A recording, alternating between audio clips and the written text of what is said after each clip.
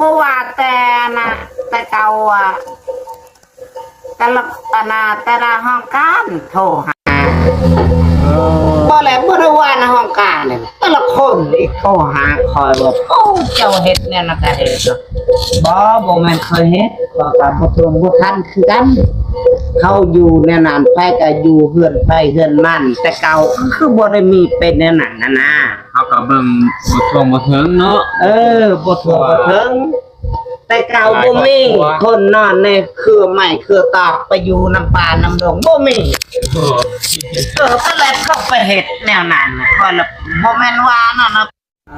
เข้าไปซิซี่ค่อยเขาว่าโอ้ในบ้านนั่นนี่ในบ้านมาบ่แม่นในบ้านคน